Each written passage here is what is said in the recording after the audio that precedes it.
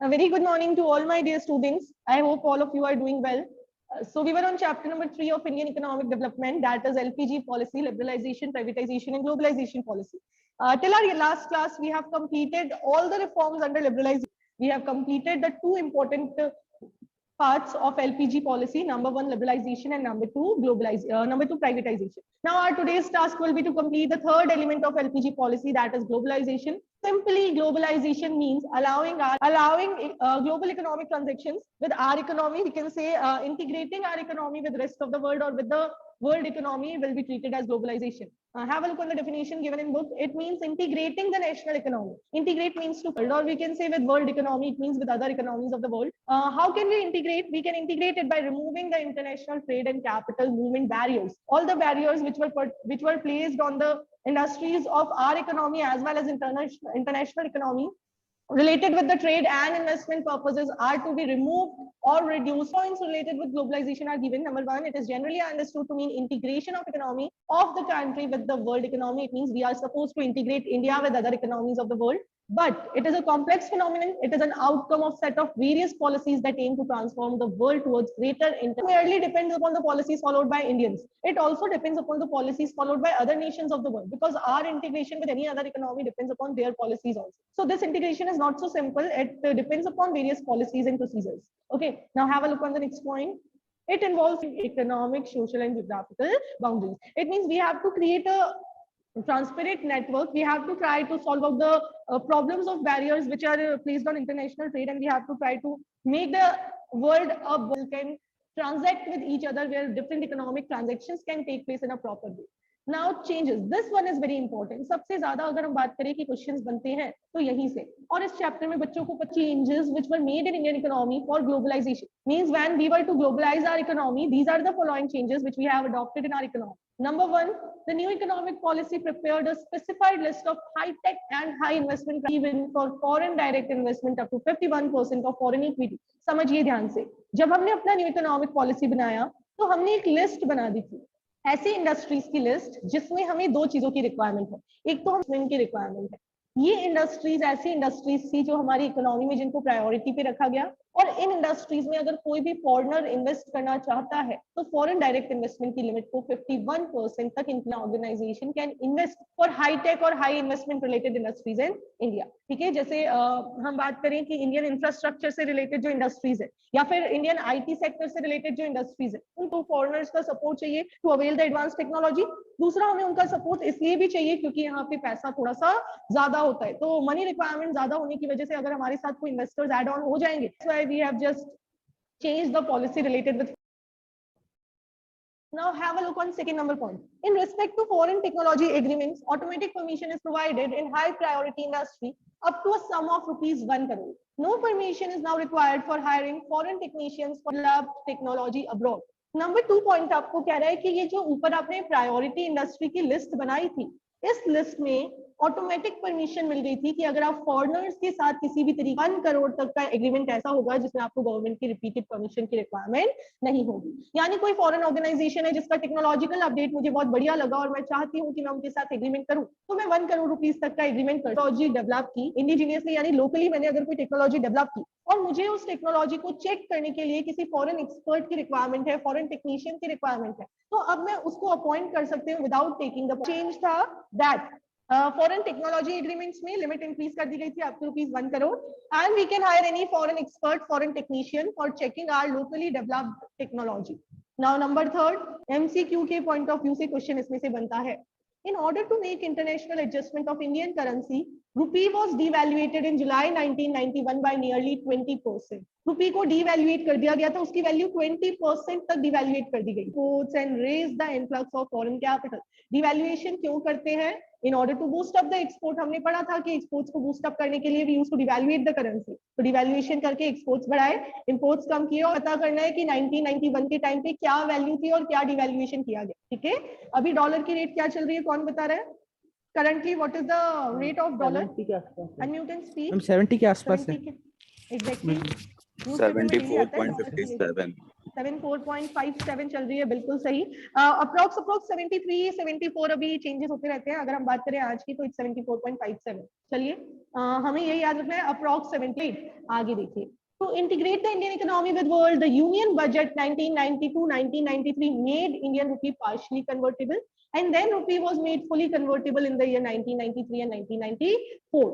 हमने पढ़ा था, रिजर्व में ही पढ़ा था हमने, लिबरलाइजेशन वाले पार्ट में। यहाँ पे भी आपको यही बता रहे हैं कि जब हमारा 92-93 का बजट आया था, तो उस बजट में ये भी मेंशन किया गया था कि इंडियन रुपी अब फॉरेन करेंसी के साथ पार्टली कन्वर्टेबल है, यानी अब हम कुछ 1994 तो सॉरी आफ्टर 1993 इसको फुली कन्वर्टेबल कर दिया था, यानी अब आप रुपी को देखिए इजीली उसको किसी दूसरी करेंसी में कन्वर्ट करवा सकते हो, उसके लिए कोई रिस्ट्रिक्शंस नहीं है। Next, a new 5-year export import policy was announced by the government to establish. Policy removed all the restrictions and controls on external trade and allowed market forces to play a greater role in respect to exports and imports. As directed by World Bank and IMF, we were supposed to open up our economy and for trade barriers. तो India ने भी यही किया, एक new export import policy बनाई और उस export import policy में ये कहा कि अब हम अपने एक्सपोर्ट्स और इंपोर्ट्स से बैरियर्स रिमूव करते हैं। जो बैरियर्स हमने लगा रखे थे, क्वांटिटेटिव और क्वालिटेटिव क्वार्टर बैरियर्स जो लगा रखे थे, वो एक्सपोर्ट से रिमूव कर दिए थे और इंपोर्ट से रिड्यूस कर दिए थे। ये भी आपने पढ़ा है लिबरलाइजेशन के trade and investment policy reforms में। And last one, in order to bring the Indian economy within the ambit of global competitive extent percent, देखिए नीचे, accordingly peak rate of custom duty has been reduced from 250% to 10% in 2007-8 budget. कुछ luxurious items ऐसे थे जिस पे 250% तक custom duty लग रही थी, उसको रिड्यूस करके गवर्नमेंट ने 10% तक कर दिया। क्यों? बिकॉज जब हम अपने इंपोर्ट पे से रेस्ट्रिक्शंस हटाएंगे तो ही तो दूसरी कंट्री हमसे परचेज करेगी। जैसे तो ही मैं तुझे चॉकलेट दूंगा, वही सेम चीज इंटरनेशनल कंपटीशन में चलता है। If you are purchasing from our nation, then only we will support your nation, then only we will prefer to purchase the goods of your nation. So in order to boost up the export in our country. Yes Raghav, you can unmute and speak. Ma'am, China के imports इतने कम है फिर भी exports इतने ज्यादा है ना? क्योंकि वो, हाँ, उनका रीजन ये है कि वो अच्छी टेक्नोलॉजी की चीजें वो चीप रेट में प्रोड्यूस करती है। ठीक है, तो चीप प्रोडक्शन की वजह से उनका एक्सपोर्ट हाई है। Okay ma'am. Okay, so here we have completed globalisation. सबसे बड़ा लिबरलाइजेशन का पोर्शन है क्योंकि उसके अंदर सब पॉइंट्स बहुत ज्यादा। प्राइवेटाइजेशन आपका सबसे फेवरेट बन जाएगा बिकॉज बहुत छोटा सा पार्ट है। रिफॉर्म्स, 6 बेसिक चेंजेस जो हमने ग्लोबलाइजेशन के साथ किए, जिसमें से number 3 is very most important, जिसमें से एमसीक्यू आता ही है।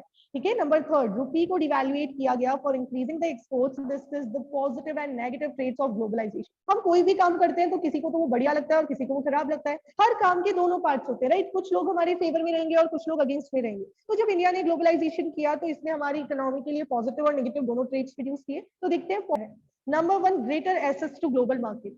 If we follow the policy of globalization, then we will be able to increase our market reach to global markets. Next, we will be able to take the benefit of advanced technology in developing countries, right? And last one, it will help the skilled people to increase their earning. They can move abroad if they are not getting proper payment in their home country. But some arguments against globalization are: number 1, benefits of globalization accrue more to developed countries as they are able to expand their market. ये वाला point है, ये एकदम accurate है कि globalisation का ज्यादा फायदा तो डेवलप्ड कंट्री को होता है क्योंकि डेवलप्ड नेशन के प्रोडक्ट्स इतने बढ़िया होते हैं कि हर कंट्री के कस्टमर्स को पसंद आ जाते हैं। बट डेवलपिंग नेशन के लिए ये नुकसान हो जाता है कि वो ज्यादा पसंद नहीं कर पाते। ठीक है, तो ग्लोबलाइजेशन का बेनिफिट डेवलप्ड नेशंस को ज्यादा होगा।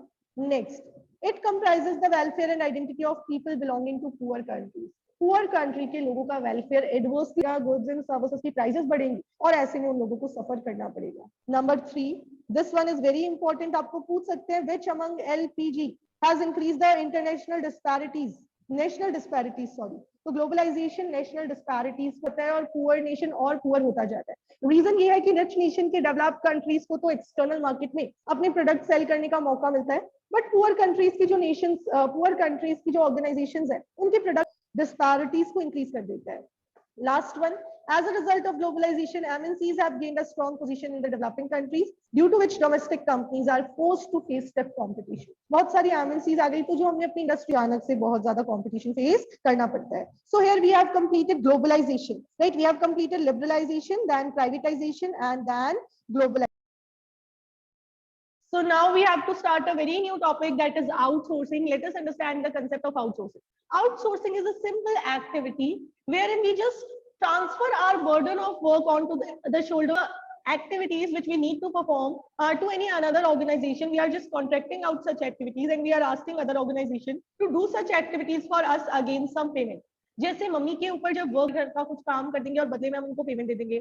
कभी अचानक से घर पे कोई फंक्शन है और बहुत सारा खाना बनाना है और आपको लग रहा है मम्मी नहीं बना पाएगी, तो मम्मी ने ऐसी सिचुएशन में क्या किया, किसी को खाना बनाने की कर दिया। ये सिंपल इंटरनल आउटसोर्सिंग है। But basically when we are talking outsourcing in economics, it means when we are giving some activities to a company of another nation. So have a look, contracting out some of its activities to a third party which were earlier performed by the organization. यानी पहले आप ही कर रहे थे but अब आपने किसी दूसरी कंट्री की किसी ऑर्गेनाइजेशन को दे दिया है वो काम, क्योंकि वो ऑर्गेनाइजेशन उस काम को बढ़िया तरीके से अपनी सिक्योरिटी सर्विसेज या कस्टमर कंप्लेन हेल्पलाइन सर्विसेज ये सब किसी और को दे देते हैं। अब देखिए आउटसोर्सिंग के बारे में कुछ चीजें लिखी हुई है। Outsourcing is one of the important outcomes of globalisation process. It has intensified in recent time because of growth of IT.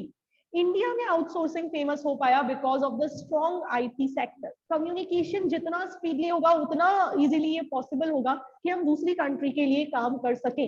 India एक यानी हम वो मेड है जो दूसरों का काम करते हैं, ठीक है, हम रेयरली दूसरों से काम करवा रहे हैं। यहाँ पे ये सेंटेंस सुनने में इतना अच्छा नहीं लग रहा होगा but outsourcing is beneficial for us. हम वो कंट्री करते हैं इन परफॉर्मिंग देयर एक्टिविटीज। तो देखिए क्या लिखा हुआ है, विद द हेल्प ऑफ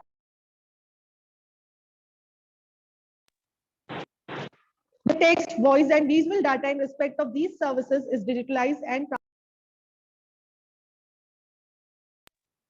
तो ये हम बताना चाह रहे हैं कि क्योंकि हमारा टेलीकम्युनिकेशन इतना स्ट्रांग हो गया और ये इतना ज्यादा डेवलप हो गया है कि अब बहुत क्विकली आप डेटा को ट्रांसफर कर सकते हो because of the strong IT sector. तो इसी की वजह से आउटसोर्सिंग फेमस हुआ। अब ये जो क्वेश्चन है ये अलग से 3 मार्क क्वेश्चन आता है।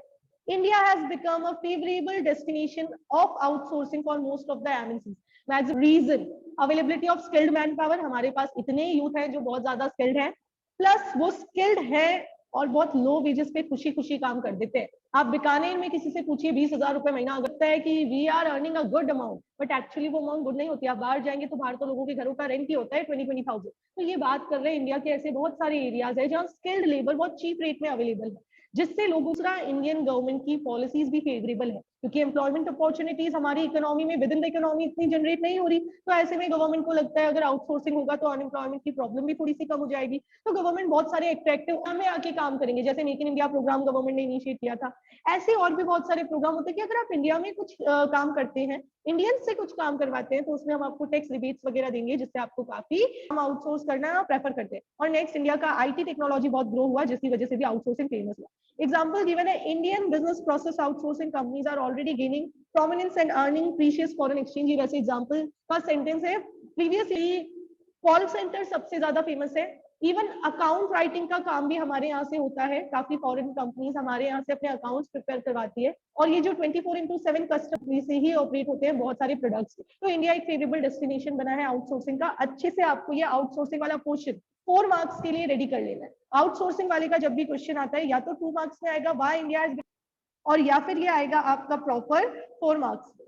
चलिए नेक्स्ट बात करते हैं WTO, that is World Trade Organization, क्या है और क्या करती है। अब देखिए पैशन है जो पूरे वर्ल्ड में ट्रेड को इजी बनाने के लिए बनी। हम जब अलग अलग लोग, जैसे आपके स्कूल में अलग अलग क्लासेस हैं, अलग अलग टीचर्स जब अलग अलग क्लासेस ले रहे हैं तो उनको कोऑर्डिनेट करवाने के लिए कोऑर्डिनेटर की रिक्वायरमेंट होती है। उसी तरीके आपस में ट्रेड को कोऑर्डिनेट करने के लिए कोऑर्डिनेटर की रिक्वायरमेंट होती है। WTO is basically the coordinator. WTO से पहले एक एग्रीमेंट पास हो रखा था, GATT, general agreement on trade and tariff. ये ऑर्गेनाइजेशन एस्टैब्लिश थी ग्लोबल ट्रेड 1948 में ऑर्गेनाइज की, ये एस्टैब्लिश हुई थी। उस टाइम 23 नेशंस इसके मेंबर्स थे बट GATT को हटा के हमने WTO को लॉन्च कर दिया। GATT को रिप्लेस करके WTO आ गया 1995 में। ये बेसिकली क्या करते हैं, अलग अलग ट्रेड इजी हो, इसका काम यही है इंटरनेशनल ट्रेड को स्मूथ एंड इजी बनाना। देखिए क्या लिखा हुआ है, The WTO agreements cover trade in goods as well as services to facilitate international trade। जब हम गुड्स या सर्विसेज का कि आपको किसी दूसरी कंट्री से डीलिंग करनी है तो क्या क्या रूल्स एंड रेगुलेशंस मानने पड़ेंगे। नंबर 2, करंटली WTO के 164 मेंबर्स है और इंडिया भी उसका एक बढ़िया मेंबर है, फ्रंट कमिंग मेंबर है। सभी मेंबर्स के लिए जरूरी है करें। नेक्स्ट, इंडिया WTO का इंपॉर्टेंट मेंबर होते हुए हमेशा ही एक फेयर इमेज इंडिया ने बना के रखी है, यानी we are obeying all the rules and regulations framed by WTO। हमने कभी वो फॉलो किया है। अभी जैसे आप लोग देख रहे होंगे ट्विटर वाला इशू चल रहा है, राइट। तो ऐसी ऑर्गेनाइजेशंस हमारे इंडिया की नहीं है जो ऐसा प्रॉब्लम क्रिएट करती है। अभी आपने देखा होगा न्यूज़पेपर्स में, आप अपडेटेड होंगे इस चीज से। तो हमेशा एक फेयर मेंबर रहे हैं WTO के। फिर देखिए नेक्स्ट पॉइंट में क्या कह रहे हैं, India has kept its commitments made to WTO। India has taken reasonable steps to liberalise trade by removing quantitative restrictions on imports and, तो उसे जो प्रॉमिस जब किए उसने टाइम पे अपने कमिटमेंट्स पूरे किए। And we have just liberalised our economy, we have opened up our economy, ताकि हमारा इंटरनेशनल ट्रेड इजी हो जाए। अब आपको बताए हुए हैं WTO के functions. Again this is a important 4 mark question. Number 1, international trade facilitate करवाना, सारे जितने भी टैरिफ और नॉन टैरिफ बैरियर्स हैं उनको रिमूव करवा के। फिर rule based trading regime setup करवाना, ताकि कोई भी कंट्री अपने ट्रेड पे रेस्ट्रिक्शंस, ऐसे रेस्ट्रिक्शंस कि आप तो हमसे परचेज कर लो पर हम आपसे परचेज नहीं करेंगे, तो ऐसे में कॉन्फ्लिक्ट हो सकते हैं। तो WTO ये इंश्योर करता है कि सभी कंट्री से कोई कॉन्फ्लिक्ट के चांसेस नहीं है। फिर WTO ये इंश्योर करता है कि इंटरनेशनल लेवल पे प्रोडक्शन भी इंक्रीज हो और गुड्स एंड सर्विसेज का ट्रेड भी इंक्रीज हो।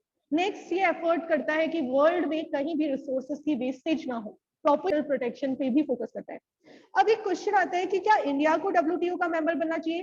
कुछ लोग कहते हैं कि इंडिया जैसी डेवलपिंग कंट्री अगर WTO का मेंबर बनती है तो वो उसके लिए किसी फायदे में नहीं है, इंडिया बनना है वो देखते हैं। ये कह रहे हैं major volume of international trade occurs among the developed nation. Maximum international trade तो डेवलप्ड नेशंस का ही हो जाता है, हमारे देश की कंपनियां तो पीछे ही रह जाती है। Number 2, developing companies are being countries but are not allowed to access the markets of developed nations. ये कह रहे हैं कि WTO क्या करता है, डेवलपिंग कंट्री को तो एनकरेज करता है कि आप अपने मार्केट ओपन कर दीजिए, सब ओपन नहीं करती और रेस्ट्रिक्शंस लगाती है, तो ऐसे में WTO उन्हें कुछ नहीं कहता। ये सिर्फ कुछ स्कॉलर्स की थिंकिंग है। एक्चुअली WTO ये कहता है कि अगर आप केपेबल हो, आपके प्रोडक्ट इंटरनेशनल मार्केट में कम्पीट कर सकते हैं, आपके अंदर एक कन्विंसिंग पावर होनी चाहिए कि आप उस कंट्री को कन्विंस कर सके, कंट्री को और कंट्री के कस्टमर्स को, कि आपका प्रोडक्ट जो है वो प्रॉमिसिंग है, आपका प्रोडक्ट जो है वो ट्रस्टवर्दी है। राइट। तो इंडिया को WTO का मेंबर होते हैं।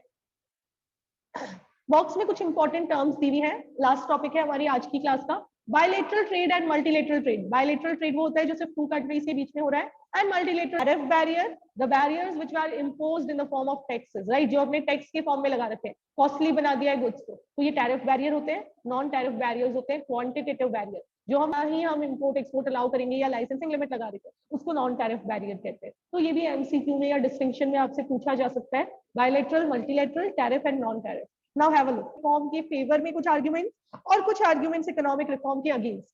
Other than this, tomorrow we will also discuss the NCERT questions of this chapter. आप देखेंगे कि even after the main content of chapter कुछ डिस्कस करेंगे। Anyone, any problem, any doubt? If you are having no doubts, then I am ending the class over here. Have a nice day. Enjoy yourself. See you in the next.